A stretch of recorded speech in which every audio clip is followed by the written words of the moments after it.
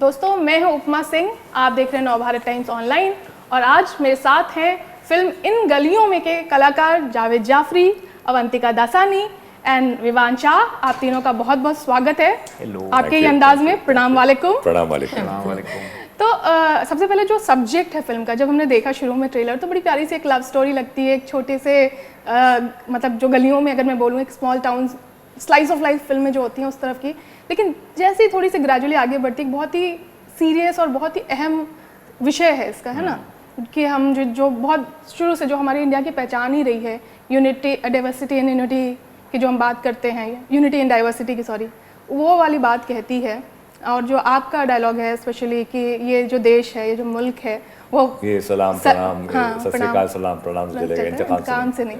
मैं आप लोगों का जो निजी विचार है, आई एम श्योर सब लोग इस बात में यकीन रखते हैं, जो आपके निजी विचार हैं, जो निजी अनुभव हैं, सबसे पहले इस पर बात मैं करना चाहूँगी। नहीं तो ये जब कहानी पढ़ी तो मैंने तो सीधा पहले कहा कि हमारे आपकी नीयत बहुत सही है ये फिल्म बनाने की, और ये मैं फिल्म करूँगा बिकॉज इसकी फिल्म की नीयत बहुत अच्छी है, ख़ास तौर से जो हो रहा है और रेलेवेंट है, जो माहौल है आजकल का, किसी वजह से नफ़रतें ज़्यादा उजागर हो रही हैं और ज़रूरी है कि प्रेम की भाषा बोलें, जोड़ने की बात करें, तोड़ने की बात ना करें। तो वो मुझे अच्छी लगी बात। So yeah I completely agree and I think हमारे जो भी है इस फिल्म से जो भी जुड़े हुए हैं, सबकी थॉट प्रोसेस वही थी और उन्होंने बोला सबकी नीयत अच्छी थी और वही वजह से ये फिल्म बन सकी है। आई थिंक तो कोई चीज़ है जो बॉदर करती है आप लोगों को?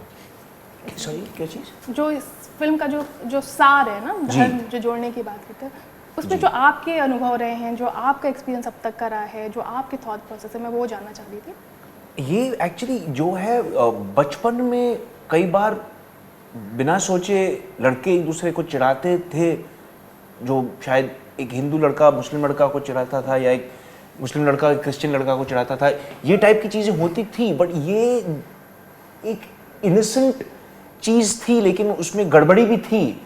लेकिन ये जब एक बड़े स्थान पर आकर एकदम वहशियत का एक रूप ले लेता है और इनह्यूमैनिटी का रूप ले लेता है, तब समस्या शुरू हो जाती है।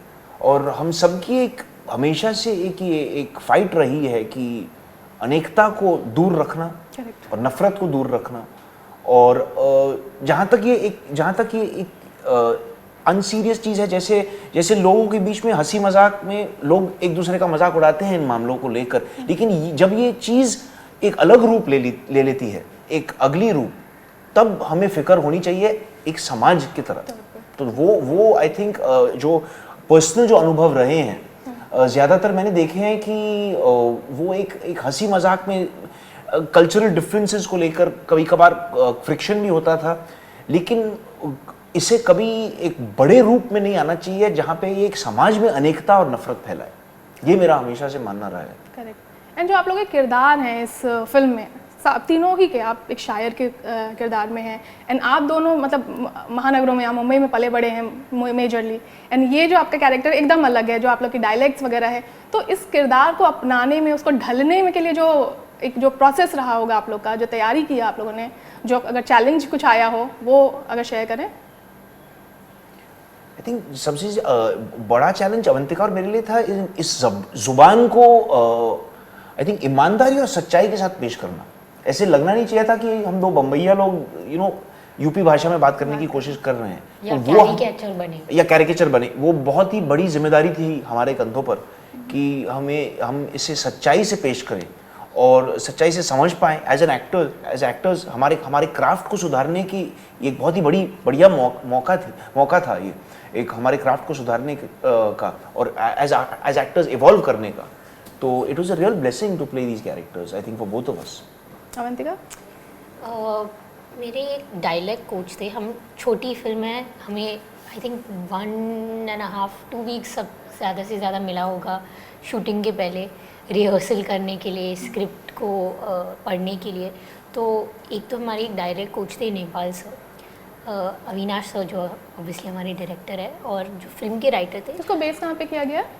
लखनऊ में। हाँ। और हमारे जो राइटर है, फिल्म के राइटर पुनर्वसु, हम उनके साथ ये डायलॉग और जो डायलेक्ट है उसका बहुत प्रैक्टिस रिहर्सल किया है और कोशिश की है, बहुत कोशिश की है कि ऑनेस्ट, जैसे इन्होंने बोला, ऑनेस्टी के साथ और वही इंटेंशन के साथ करे। तो आई होप ऑडियंसेस को अच्छा लगे और उन्हें लगे कि हम लोग ने एफर्ट डाला है इस करने में। ना सर, आपको तो मतलब ज़्यादा कुछ करने की ज़रूरत पड़ी नहीं होगी। नहीं, इसके भी कैरेक्टर में, क्योंकि जो मिर्ज़ा का कैरेक्टर है वो एक फ़िलासफ़र भी है, शायर भी है, एक सोशल वर्कर एक तरह से है, और ये ज़बानें भी एक कुछ सीन है मेरे इनके, थोड़ी वो बहुत टिपिकल हल्की सी ब्रिज भाषा भी आ गई उसमें, और तो हम बात करते हो जो सीन था, और फिर वो उर्दू भी बोलता है, फिर हिंदी भी बोलता है। तो मिर्ज़ा का जो एक कैरेक्टर है वो एक तरह से एपिटमाइज़ करता है कि ये जो छोटे शहर होते हैं हिंदुस्तान के, और उसमें हम कहीं ना कहीं एक मिर्ज़ा कहीं ना कहीं होगा, यू नो, नाम मिर्ज़ा नहीं होगा, मतलब कुछ होता है कि यू नो एक अरे कौन है अपना, मिश्रा जी हैं कोई, यू नो, वो मिश्रा जी इस टाइप की सोच रखते हैं। ऐसे कहीं ना हिंदुस्तान में आपको मिलेंगे ऐसे लोग, और जो भला चाहते हैं, जो चाहते हैं कि सब मिलजुल के रहें, जो चाहते हैं प्यार रहे, जो चाहते हैं नफरत हटे। तो मेरे लिए बहुत ज़रूरी था, और ये कैरेक्टर प्ले करने में मुझे, और मैं खुद क्योंकि आइडेंटिफाई करता हूँ उसकी सोच से मुझे, लेकिन मिर्ज़ा बनना पड़ा मुझे। मैं जावेद जाफरी बन के नहीं, मुझे मिर्ज़ा चलेगा कैसे, मिर्ज़ा बोलेगा कैसे उसकी, तो उसमें है वो चाल अलग की है मैंने, चाल की, यू नो, बोलने का भी अंदाज़ थोड़ा सा ठहराव रखा है उसमें। तो बाकी तो एक्टर का हमारा तो यही काम है, हमारा फ़र्ज़ है। Actually, sir, what you did with your body language is very interesting. हाँ, तो वही तो that जैसे ये दो यंग एक्टर्स आपके साथ हैं, आपके बेटे भी हैं मिर्ज़ा ना, एक दूसरी पीढ़ी को रिप्रेजेंट करते हैं आप, मतलब एक जर्नी रही आपकी एज एन आर्टिस्ट पूरी। मैं ये जानना चाह रही थी कि इतने सालों में खुद को रेलेवेंट रखना भी एक चैलेंज होता है ना, समय बदलता रहा, सिनेमा का दौर बदलता रहा है ना, टाइप ऑफ सिनेमा बदलता रहा है, इतने समय में खुद को रेलेवेंट रखना मतलब एक चैलेंज होता है, किस किस्म का होता है, और किस तरीके से जो कदम ताल करते हुए समय के साथ कदम से कदम बढ़ाते हुए आप। नहीं देखिए, एक्टिंग भी बदलती है, क्योंकि पहले थोड़ा सा आप एक नॉच ऊपर करते थे, जो हम कहते हैं थोड़ा सा थिएट्रिकल, डायलॉग बाजी, वो अभी भी चल रहा है। कई फिल्मों में आप देखते हैं जो साउथ की भी होती हैं, वो कई लोग पसंद करते हैं, जो हमारे हिंदुस्तान की ऑडियंस है, they like it a little louder, a little, you know, या वो अच्छा लगता है उनको, और उस किस्म की फिल्म अगर आप उनको केटर कर रहे हैं। बट डायरेक्टर्स के साथ काम करके कि अच्छे जब डायरेक्टर होते हैं, बिकॉज जहाँ आप डायरेक्टर और राइटर की सोच में ढल जाएं एज एन एक्टर, और वो आपको उस तरह से मोल्ड कर लें जो कैरेक्टर उन्होंने देखा है, देन आप कामयाब है एज एन एक्टर।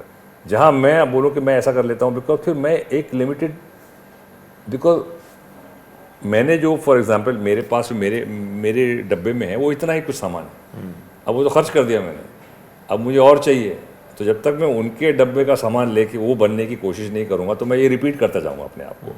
तो आई थिंक एक्टर के लिए ज़रूरी होता है कि आप ढलते जाइए, जिनके साथ काम करें, आज की युवा पीढ़ी है उनकी एक सोच है। बट वो भी चीज़ होना चाहिए ना कि वो इतने डायरेक्टर्स एक फेजेस आए ना, आज आप अविनाश दास के साथ काम करें, जिनकी है चौथी शायद फिल्म है, ठीक है, 2-3 सीरीज उन्होंने की है, बीच में अपन और उससे पहले, और तो उनको भी तो लगे हाँ जावेद जाफरी ये भी कर सकता है, ये भी कर सकता है, ये भी कर सकता है, वो तो आपको आपको ऐसे रोल मिलने चाहिए। ये पिछले एक साल में सडनली मुझे 4-5 ऐसे रोल मिल गए जो बहुत अलग अलग।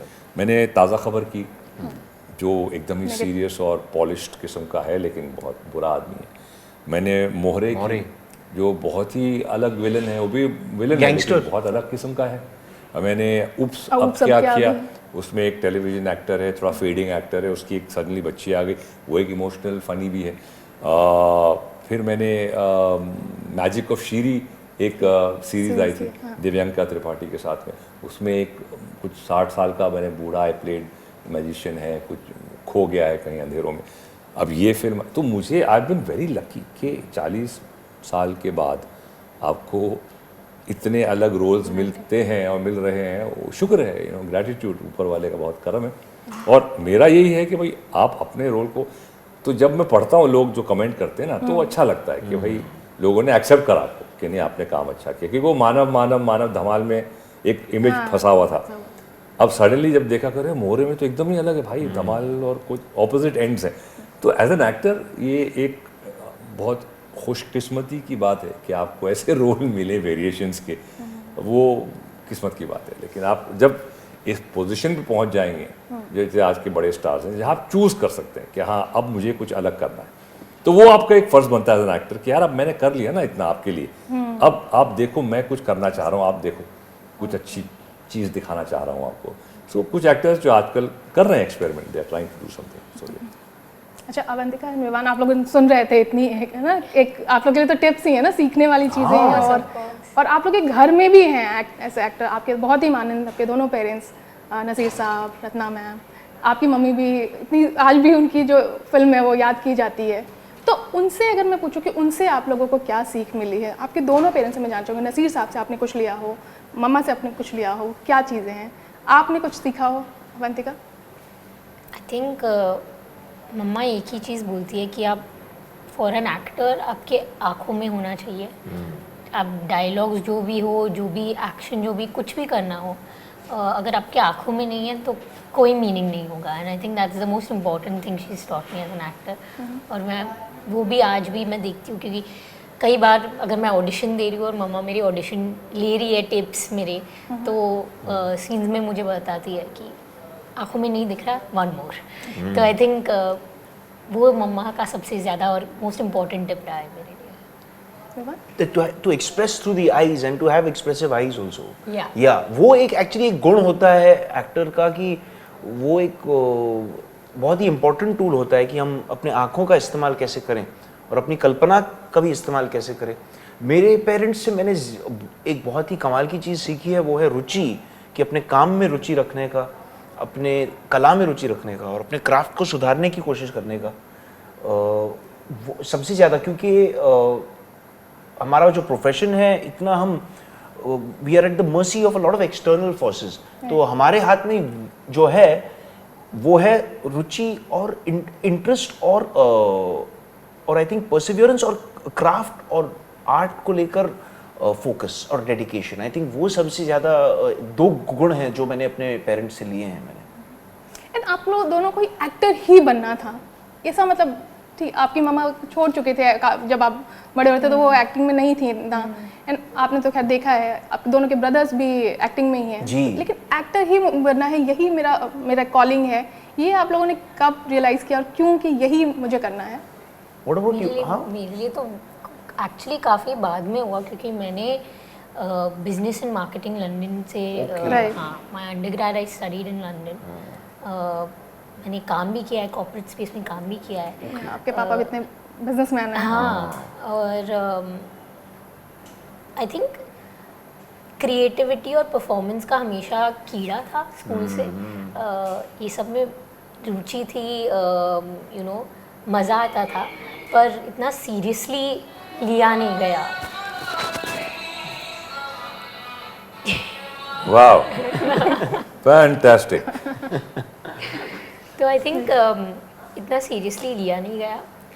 और मुझे एक्चुअली स्कूल में जब लोग ऐसे बोलते थे कि देखो क्या फ़र्क पड़ता है, तू तो एक्ट्रेस ही बनेगी, अरे वही बहुत वो उसकी मुझे, वजह से, हाँ, तो आई थिंक उल्टा यू नो असर पड़ा उसका। सेम मुझे बिल्कुल पसंद नहीं आया, क्योंकि मुझे लगा कि मुझे आप क्यों एक बॉक्स में डाल रहे हो, मुझे जो करना है ज़िंदगी में मैं कर सकती। तो आई थिंक मैंने उल्टा रिबेलियन किया कि मैं एक्टिंग नहीं करूँगी इस वजह से। एग्जैक्टली, यू नो, एंड इसलिए मैंने ये अंडर ग्रेजुएट की बिजनेस एडमिनिस्ट्रेशन मार्केटिंग के साथ, एंड काम भी किया, but I didn't enjoy my work as much.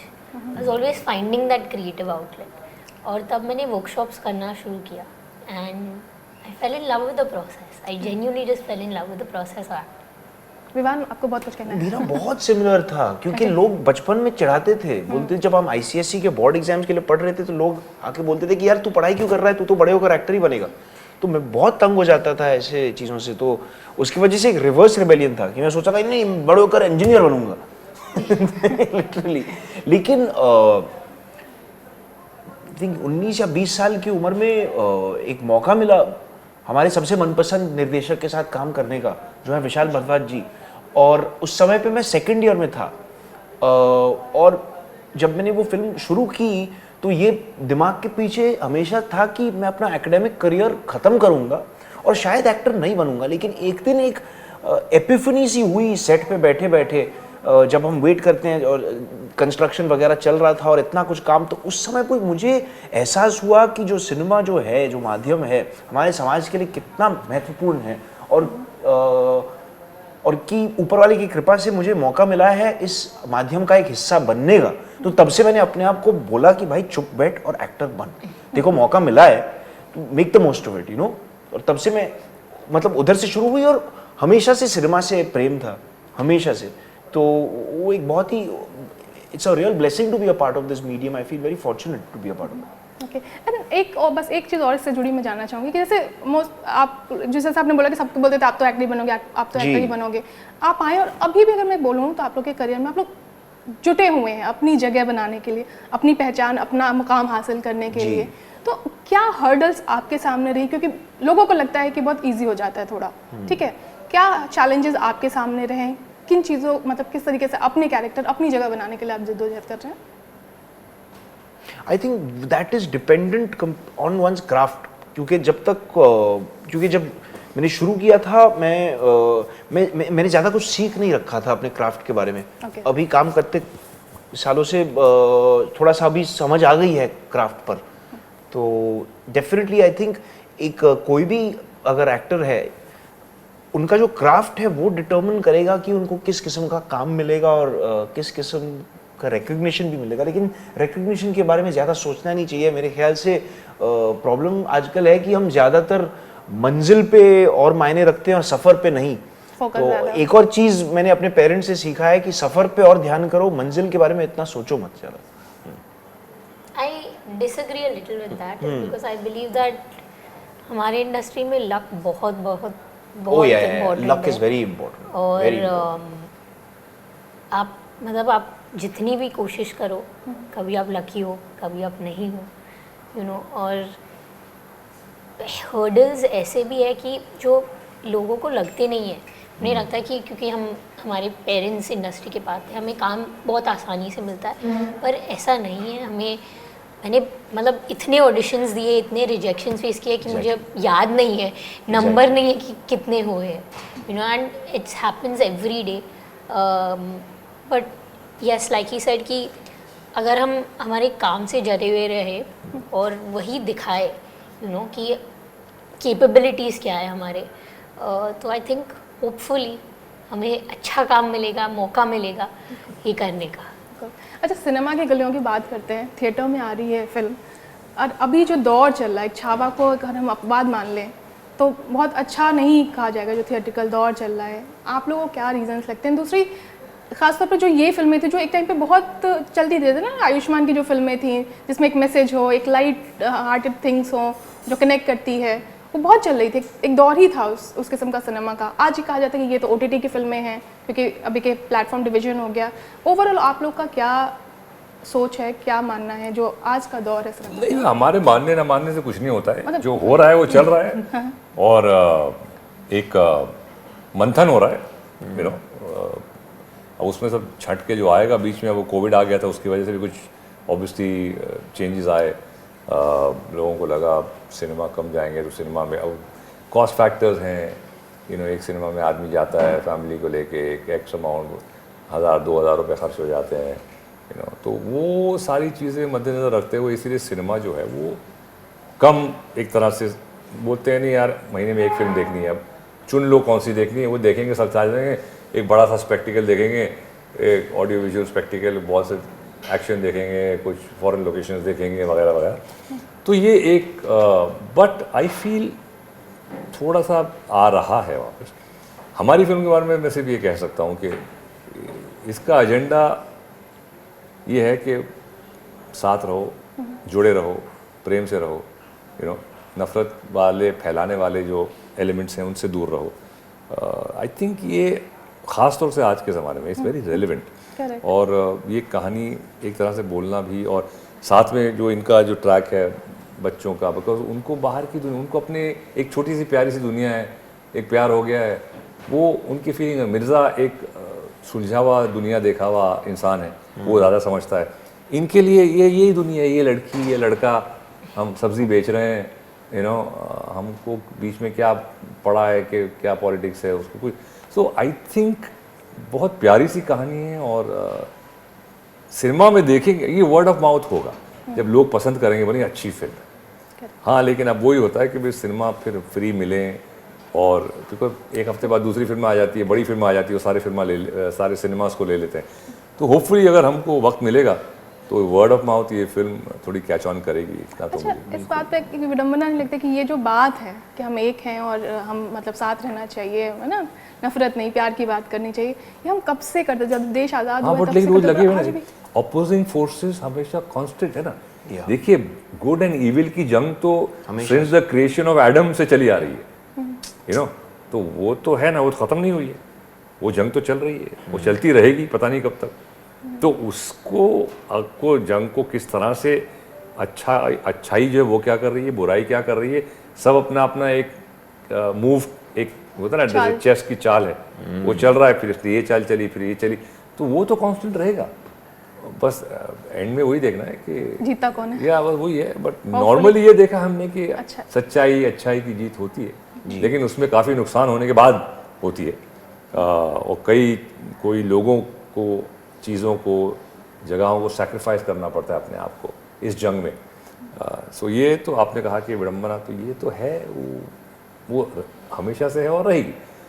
हमारा फर्ज, हम किस तरफ है, you have to choose your side, कि आप किस तरफ की बात कर रहे हैं, आप क्या कहना चाह रहे हैं। ज़्यादातर लोग तो अच्छाई की तरफ रहे हैं। और विवान, आपकी जो जर्नी रही है, जैसे आपने बोला कि विशाल के साथ आपने शुरुआत की, विशाल भारद्वाज के साथ, इतने ज़हीन फिल्म मेकर के साथ, एंड जो कलाकार भी थे, प्रियंका चोपड़ा, शाहरुख खान, ना, रणबीर कपूर, ऐसे जो बहुत ही मज़े हुए जो कलाकार हैं, उनके साथ आपने काम किया।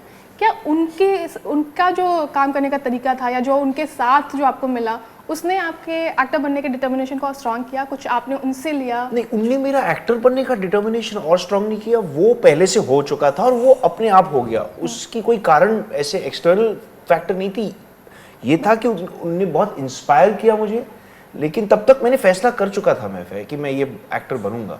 लेकिन उनसे मैंने बहुत कुछ सीखा, बहुत कुछ सीखा, खास करके वो भी अपने क्राफ्ट और कला को लेकर कितनी डिवोटेड है और कितने कमिटेड है, और इंसानी तौर पर बहुत कुछ सीखा उनसे, कलाकार के दौर से भी सीखा, क्योंकि मैं तीनों का बहुत ही बड़ा फ़ैन हूँ और उनके काम को बहुत पसंद करता हूँ, और उनको भी बहुत पसंद करता हूँ एज व्यक्ति की, एज ए ह्यूमन बीइंग उनको बहुत पसंद करता हूँ। और उनकी जो इंसानियत है, उनकी जो रुचि है दूसरों में, इंटरेस्ट इन अदर पीपल, वो एक बहुत ही एक खूबसूरत गुण है, और बहुत मज़ा आया उनके साथ। बहुत एंटरटेनिंग लोग हैं सबके सब।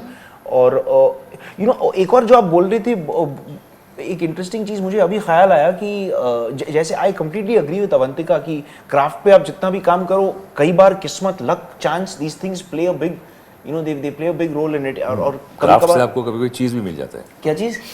क्या? क्राफ्ट से चीज़ भी मिल जाती है। क्राफ्ट से ब्रेड क्राफ्ट नहीं,